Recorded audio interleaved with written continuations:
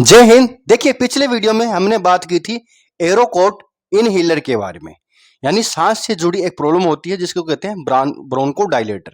तो Bronco dilator की problem में इनहेलर चलता है जिसको कहते हैं एरोकोट इनहेलर। शेपला कंपनी का ही आता है। उसके बारे में जाना था, समझा था, किस तरह से यूज किया जाता है, कितने का आता है, किस प्रॉब्लम में चलता है। तो आज वीडियो में बात करेंगे अस्तालिन इनहेलर के बारे में। इसके बारे में जानेंगे कि भाई इसके अंदर जो सल्बूटामोल आता है ये किस चीज का होता है, किस प्रॉब्लम में चलता है, किस तरह से इसको यूज करें, कितने रुपए का है, कहाँ चलता है। तो देखिएगा।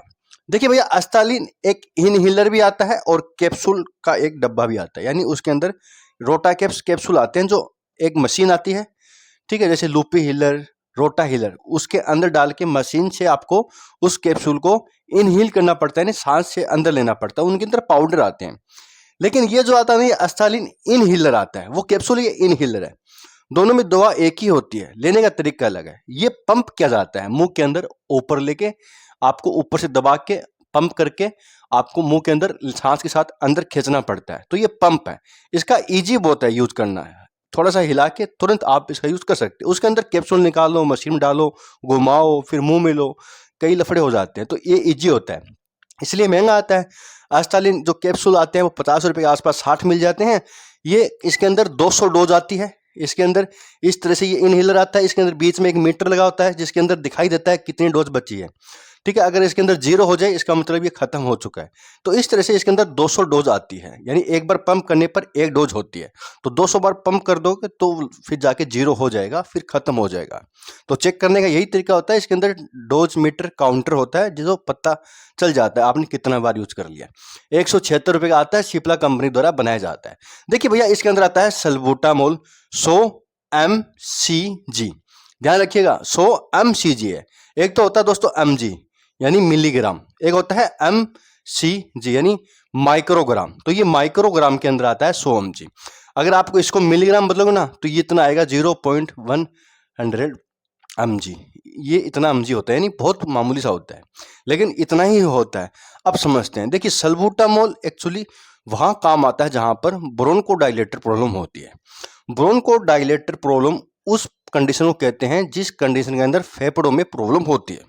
देखिए, लंग्स होते हैं इस टाइप के, इन फेफड़ों के अंदर इस तरह की नलियां होती है जिनके अंदर वॉल लगे होते हैं, जिसके अंदर से जो एयरवेज होते हैं, जो सांस लेने का तरीका होता है वो आता है। तो यहाँ से ऑक्सीजन आती जाती रहती है इस तरीके से ना। ये यहाँ पर भी होती है, इस तरीके से होती है। तो अगर यहाँ अगर मुक्कस आ जाए, कोई केमिकल मैसेंजर के कारण यहाँ पर सूजन आ जाए, या यहाँ पर सोइलिंग आ जाए, इन्फ्लामेशन आ जाए, कब जम जाए, तो ये जो ऑक्सीजन होती है ना ये रुक जाती है, कम आने लगती है। इसको कहते हैं दोस्तों ब्रोंकोडायलेटर प्रॉब्लम, यानी अस्थमा बनना, सीओपीडी की प्रॉब्लम, यानी क्रोनिक ऑब्स्ट्रक्टिव पुल्मोनरी डिजीज। तो इनको कहते हैं सीओपीडी प्रॉब्लम, अस्थमा प्रॉब्लम, इनको कहते हैं ब्रोंकोडायलेटर प्रॉब्लम। यानी फेफड़ों में प्रॉब्लम होना, सांस लेने में दिक्कत होना, फेफड़ों में मुक्कस जमना, जो वॉल होते हैं वो बंद हो जाना।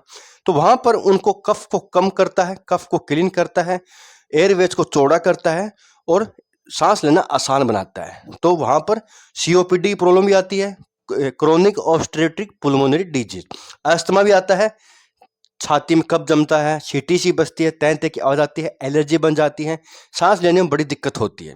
तो ये सांस से जुड़ी प्रॉब्लम ही होती है। तो ब्रोंकोडायलेटर इनहेलर भी आता है, रेस्पूल्स भी आते हैं जिसको कहते हैं नेबुलाइजर कराना। नेबुलाइजर कराया जाता है मशीन के द्वारा, तो वो भी यही होता है, ब्रोंकोडायलेटर। तो सल्बूटामोल एक ब्रोंकोडायलेटर होता है जो कि जरूरी होता है अगर लंग्स में सांस लेने से जुड़ी प्रॉब्लम होती है। और सांस लेने से जुड़ी प्रॉब्लम कई कारण हो सकती है, मुक्कस के कारण हो सकती है, या केमिकल मैसेंजर के कारण हो सकती है, या जो एयरवेज होते हैं वो ब्लॉक होने लगते हैं, सूजन होता है उनके अंदर, उसके कारण भी हो सकते हैं, और कई कारण इसके होते हैं। तो वहां पर ये काम करती है, यानी अस्थमा की प्रॉब्लम में, सीओपीडी की प्रॉब्लम में, सांस से जुड़ी प्रॉब्लम में काम आएगी। तो ये मसल्स को रिलैक्स कर देता है जिस एरिया में सूजन है, कफ है, और कफ को क्लीन करता है, एयरवेज को चौड़ा कर कर खोलता है, वॉल को खोलता है। तो सांस से जुड़ी प्रॉब्लम में अस्तालिन इनहेलर यूज किया जाता है। ज्यादातर देखा गया कि बुजुर्ग व्यक्ति में ऐसा होता है, जब उम्र हो जाती है तो फेफड़े भी काम करना कम कर देते हैं, ऑक्सीजन कम बनती है, तो बहुत ज्यादा खींच खींच के सांस लेना पड़ता है। या कुछ खांसी जुकाम के कारण कफ जम जाता है तो वहां पर भी दिक्कत आती है। कई पेशेंट में एलर्जी बहुत ज्यादा होती है, मिट्टी से एलर्जी, या कोई छींक की एलर्जी, कोल्ड की एलर्जी, कोई भी चीज़ से कोई जानवरों की एलर्जी हो जाए उसके कारण भी एस्थमेटिक एलर्जी वगैरह हो जाती है, वहाँ पर भी चल सकता है।